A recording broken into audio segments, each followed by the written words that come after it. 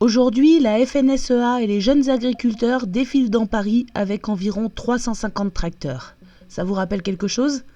Sauf que cette fois-ci, le cortège est autorisé par la préfecture.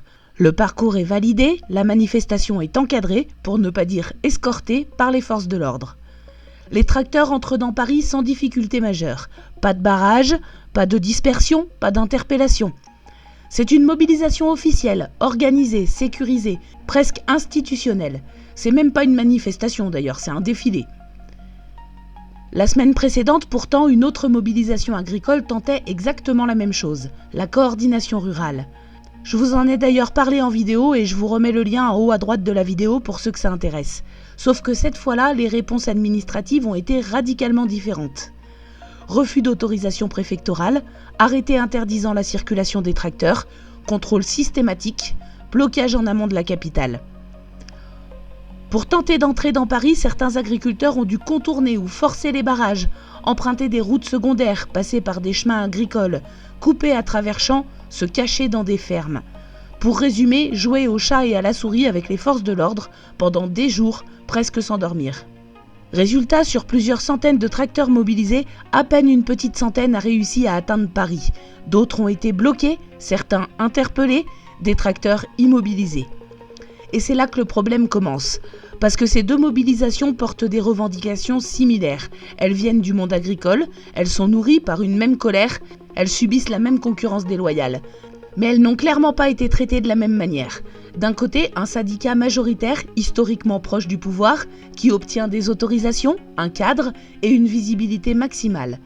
De l'autre, un syndicat dissident, plus critique, plus militant, qui se heurte à un mur administratif et policier.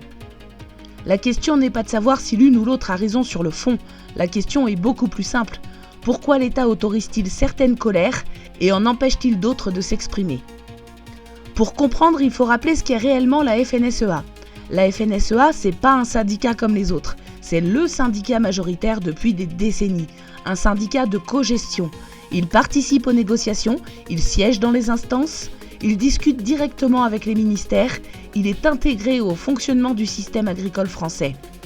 Son président, Arnaud Rousseau, c'est pas un petit exploitant en difficulté, il est à la tête d'un grand groupe industriel.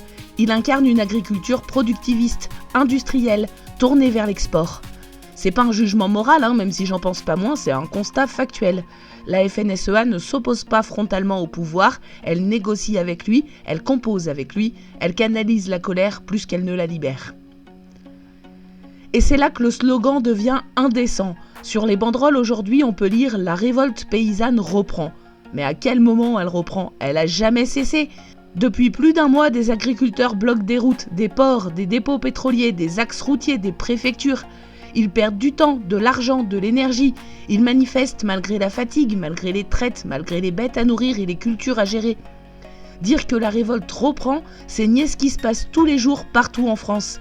C'est invisibiliser ceux qui se battent depuis des semaines avec une couverture médiatique anecdotique, sans autorisation, sans cortège officiel. Ce qu'on voit aujourd'hui, c'est pas une explosion de colère, c'est une mise en scène. On ne bloque pas Paris, on traverse Paris. On ne dérange pas vraiment, on occupe l'espace symbolique sous contrôle. C'est pas une insurrection paysanne, c'est une démonstration acceptable. Et dire que j'en ai vu la semaine dernière accuser la coordination rurale d'être venue, je cite, pour faire un selfie au pied de la Tour Eiffel avant de rentrer au chaud à la maison. Et le message envoyé aux agriculteurs, il est extrêmement clair. Si vous manifestez dans le cadre autorisé, si vous passez par le bon syndicat, si vous ne débordez pas trop, alors vous aurez le droit d'entrer dans Paris. En revanche, si votre colère est trop brute, si elle est trop imprévisible, trop dérangeante politiquement, alors elle sera freinée, dispersée, empêchée, invisibilisée. C'est pas une question de sécurité, c'est une question de contrôle.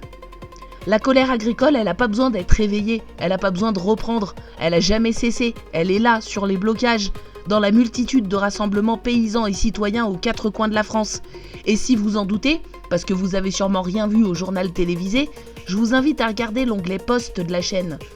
Vous y trouverez les dizaines d'affiches que je publie tous les jours, appelant à des rassemblements partout dans le pays. La vraie question, c'est pas de savoir qui défile aujourd'hui sous escorte, mais qui, demain, sera encore capable de porter une colère qui ne devrait pas avoir à demander la permission d'exister. Parce que pendant que les médias nationaux regardent Paris, dans le reste de la France, les forces de l'ordre en surnombre utilisent la force pour lever les blocages, entraver les manifestations, continuant sans relâche ce qu'ils avaient entrepris dans le Doubs puis dans l'Ariège au mois de décembre, une gestion de la colère paysanne par des moyens répressifs qui seraient certainement plus utiles ailleurs, le tout financé par l'argent public.